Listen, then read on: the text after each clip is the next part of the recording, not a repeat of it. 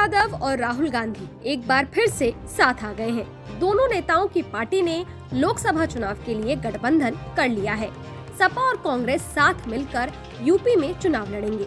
दोनों नेताओं के बीच हुए समझौते के मुताबिक 17 सीटों पर कांग्रेस और बाकी की बची 63 सीटों पर सपा अपने कैंडिडेट्स उतारेगी।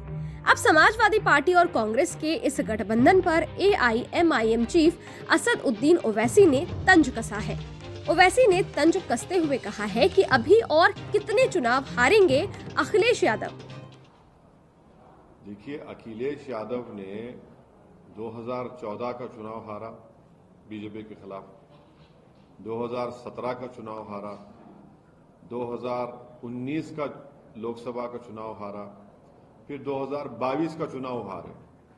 और इन 4 चुनावों में खास तौर से जो पिछला विधानसभा का चुनाव हुआ 2022 का, समाजवादी पार्टी की तारीख में, इनकी हिस्ट्री में इतना मुस्लिम वोट उनको कभी नहीं मिला और उसके बावजूद भी वो बीजेपी को नहीं रोक पाए। इसकी वजह क्या है?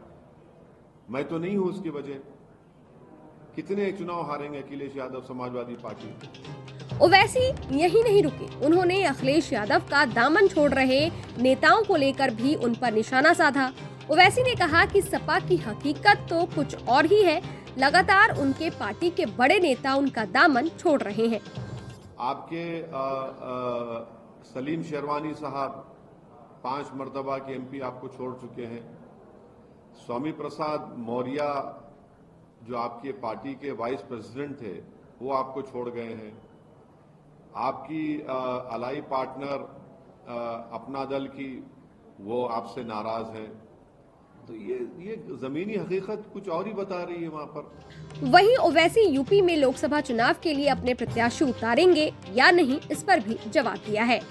हमारी पार्टी का जहाँ तक सवाल है, हमारे पार्टी के अध्यक्ष शौकत साहब से हमारी बातचीत चल रही है और वो ये कह रहे हैं कि हमको भी लोकसभा का चुनाव वहां पर लड़ना चाहिए।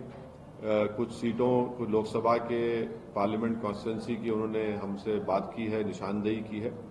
तो हमारी बातचीत चल रही है, अभी बताना बहुत जल्द होगा। बता दें कि इससे पहले समाजवादी और कांग्रेस दोनों पार्टियों के बीच गठबंधन को लेकर लंबे समय से बात चल रही थी, लेकिन सीट शेयरिंग पर सहमति नहीं बन पा रही थी। मामला मुरादाबाद सीट को लेकर फंसा था। कांग्रेस 21 सीटों की डिमांड कर रही थी, वहीं सपा कांग्रेस को 17 सीट देने पर ही अड़ी थी। इस कारण बात बिगड़ती दिख रही थी, लेकिन आखिरकार दोनों ने साथ मिलकर चुनाव लड़ने की बात कही और सीट शेयरिंग का ऐलान भी कर दिया। न्यूज एजेंसी PTI के मुताबिक कांग्रेस की महासचिव प्रियंका गांधी ने दोनों के बीच गठबंधन करवाया। खैर, अब ये तो आने वाला वक्त ही बताएगा कि आने वाले लोकसभा चुनाव में कांग्रेस और समाजवादी पार्टी कितनी सीटें जीतती है। आपको क्या लगता है? कमेंट बॉक्स में जरूर बताइएगा। देखते रहिए न्यूज नेशन डिजिटल।